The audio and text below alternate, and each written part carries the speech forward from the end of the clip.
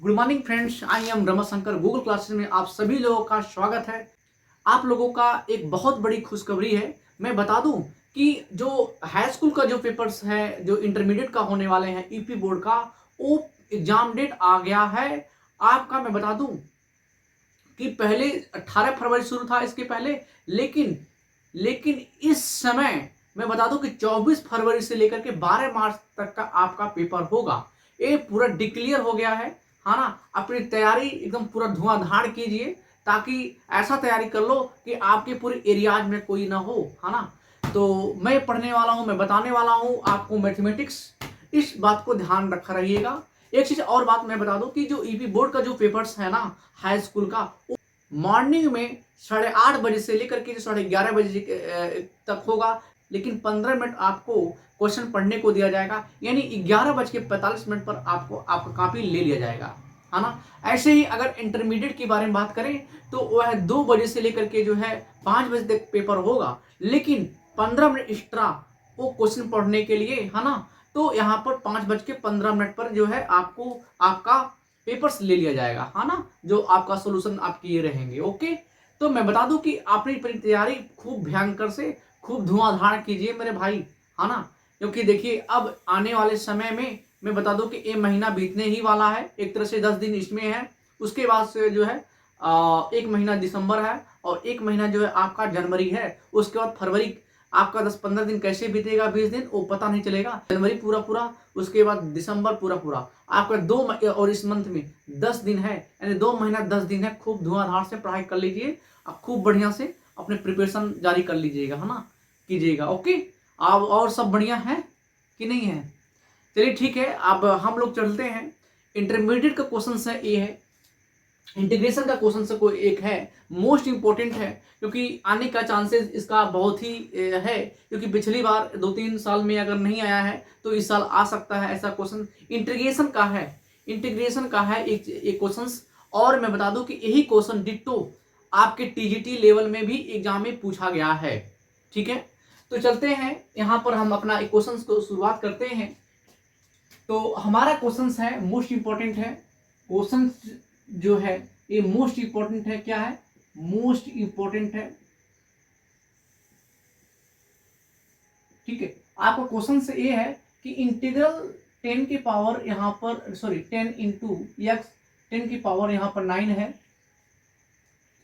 और प्लस यहां पर एक्स की पावर कितना है, सॉरी एक्स की पावर नहीं, 10 की पावर एक्स है, लॉग ई की पावर यहां पर 10 है, अपान क्या है, एक्स की पावर 10 है, यहाँ पर 10 की पावर एक्स है, यहाँ पर dx है। आपको निकालना है, क्या निकालना, इंटीग्रेशन करना है। ठीक है, अगर मैं ऑप्शन की बात करूं, अगर मैं ऑप्शन की बात करूं, अगर मैं ऑप्शन की बात करूं, है ना, अगर मैं ऑप्शन की बात करूं, तो आपका जो पहला आंसर होगा, पहला जो ऑप्शन होगा वो 10 की पावर x है। इसको ध्यान से ऑप्शन को देखते रहिए।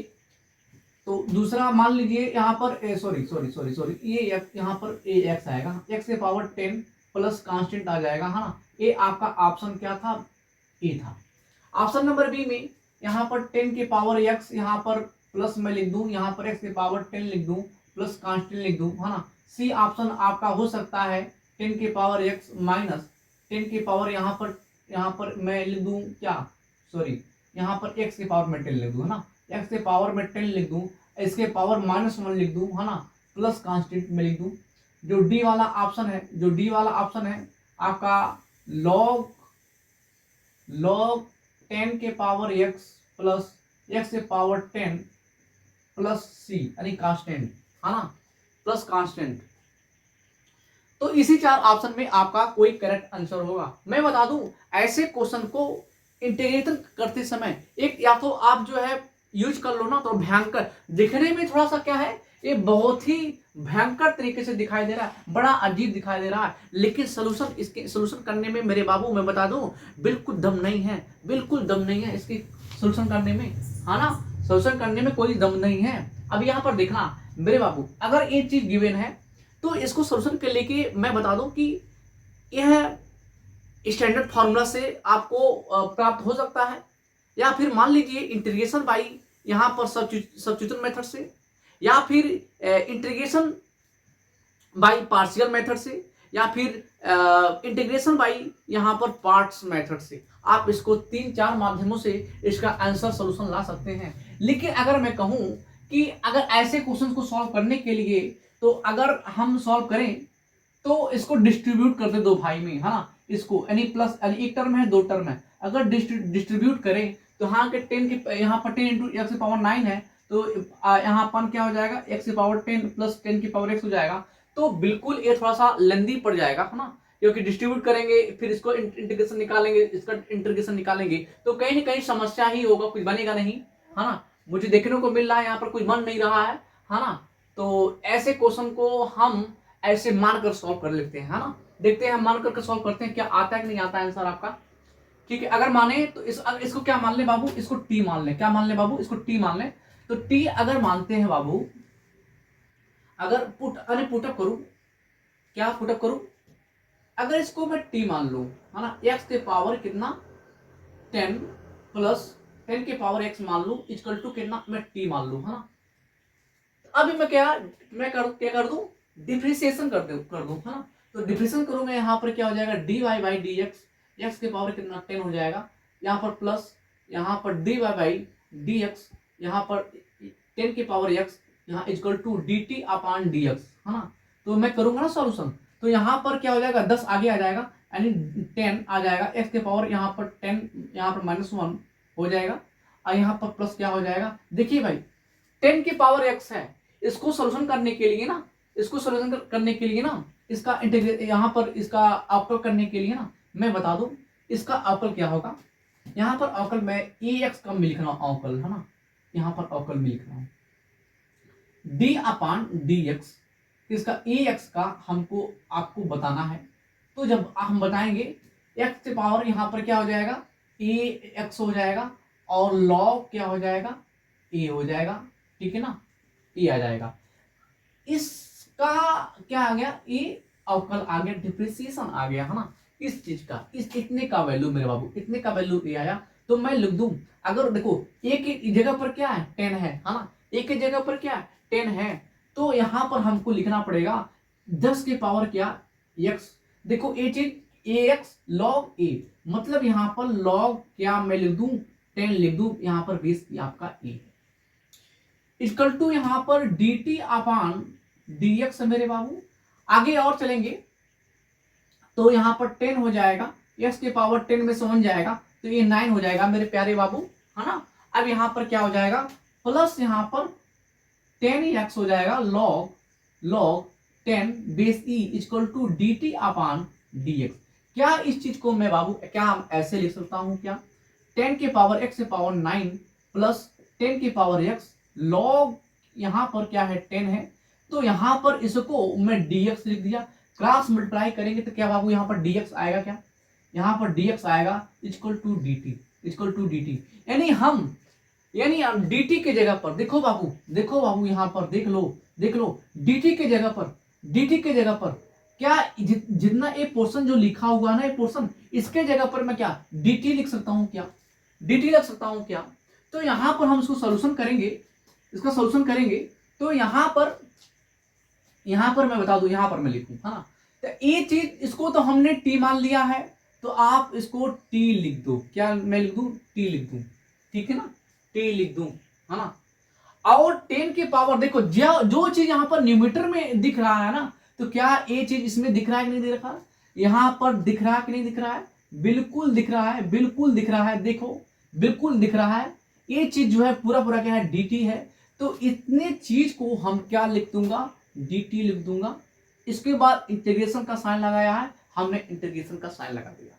फिर नाउ नेक्स्ट स्टेप पर मैं चलूंगा, तो क्या स्टैंडर्ड फार्मूला में मैं क्या नहीं बताया था, हमने बताया था स्टैंडर्ड फार्मूला में अगर यहाँ पर 1/t है dt है, स्टैंडर्ड इसका फार्मूला होता है, यहाँ पर क्या होता है, यानी हम बताए थे, सॉरी स्टैंडर्ड फार्मूला बताए थे, यहाँ पर x है, यहाँ पर x है ना, तो 1/x dx निकालेंगे ना बाबू, यहाँ पर log क्या हो जाएगा, x आ जाएगा प्लस एक कांस्टेंट आ जाएगा, इस चीज को आपको भली भांति आपको पता होगा। ये स्टैंडर्ड फार्मूला हमने बहुत पहले ही मैंने बता दिया था, इंट्रोडक्शन में ही बता दिया था, इसलिए आपको ये चीज आपको जानना चाहिए।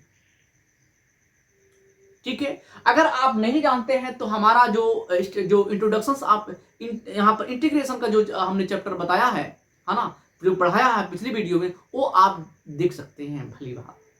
ठीक है ना। तब यहां पर हम dt यहां पर एक तरह से 1/t dt हो गया ना बाबू। अब यही चीज अप्लाई मैं करूंगा, क्या सिर्फ देखो यहां पर dx है, यहां पर t है, यह x के रिस्पेक्ट में है, ये t के रिस्पेक्ट में है ना। अब जिस रिस्पेक्ट में रहेगा उसी रिस्पेक्ट में आपको सोल्यूशन भी आपको करना पड़ेगा। t के रिस्पेक्ट में है तो बिल्कुल ये log x हो जाएगा, तो log x अगर हुआ था तो यहां पर क्या हो जाएगा, log t हो जाएगा मेरे बाबू, प्लस एक कांस्टेंट आ जाएगा। अब हम वैल्यू को पुट अप करेंगे यहां से। t को हमने क्या माना था, t को हमने क्या माना था, t को हमने क्या माना था, t को हमने माना था log यहां पर x के यहां पर क्या है, t को क्या माने थे, x की पावर 10 माने थे। अब प्लस यहां पर क्या माने थे, 10 पर पावर x माने थे। उसके बाद कुछ नहीं, उसके बाद यहां पर कांस्टेंट आ जाएगा। आपका यही राइट आंसर होगा, यही राइट, जिसमें दम कुछ नहीं है बिल्कुल। मैंने पूरा बेसिक से बताया है। ठीक है ना, कैसे कैसे इसको करते हैं, कैसे कैसे नहीं करते हैं, है ना। अब यहाँ का ऑप्शन अगर देखोगे मेरे बाबू, तो आपका डी वाला आंसर होगा। क्या होगा, डी वाला आंसर होगा, डी वाला आंसर होगा, डी वाला आंसर होगा। मुझे आशा है ये सब क्वेश्चंस आपको ये बहुत ही बढ़िया तरीके से ये समझ में आया होगा। बिल्कुल इसमें कुछ दम नहीं है ना। तो मैं बता दूं कि पूरा धुआंधार पढ़िए, क्योंकि एग्जाम पूरा करीब में आ गया है। दो महीने के बाद, 2-2.5 महीने के बाद आपका पेपर्स है। इसीलिए आप ऐसा पढ़ाई कर दोगे मेरे बाबू, आपके आसपास में सारे एरिया में कोई ऐसा स्टूडेंट ना दिखे, ऐसा पढ़ दो। हाँ ना, जो याद करने वाला जो सब्जेक्ट है उसको मॉर्निंग में याद करो, रात में खूब मैथ लगाओ, पूरा दोहराओ, बुक लो, प्रप लो, दोहराओ। ठीक है ना। और प्रीवियस पेपर भी, अनसॉल्व पेपर भी आप सॉल्व किए, यानी पिछला 7 से 8 साल में जितने भी मैथ के क्वेश्चंस आए हैं उसे सॉल्व कर लेंगे मेरे बाबू पूरा हॉनेस्टी के साथ। मैं कहता हूं बुक का एनसीईआरटी बुक का अगर आप फॉलो कर देते हैं ना बाबू, आपको कोई रोक नहीं पाएगा ना। 100 में से आप 100 ला सकते हैं। आप में इतना दम है, आप में इतनी पावर है, आप में इतनी एनर्जी है। ठीक है, बस मैं अपने क्लास को, मैं अपनी वाणी को अब विराम देते हैं। बस आज के लिए इतना ही। अब फिर मिलते हैं नेक्स्ट वीडियो में। जय हिंद, जय भारत।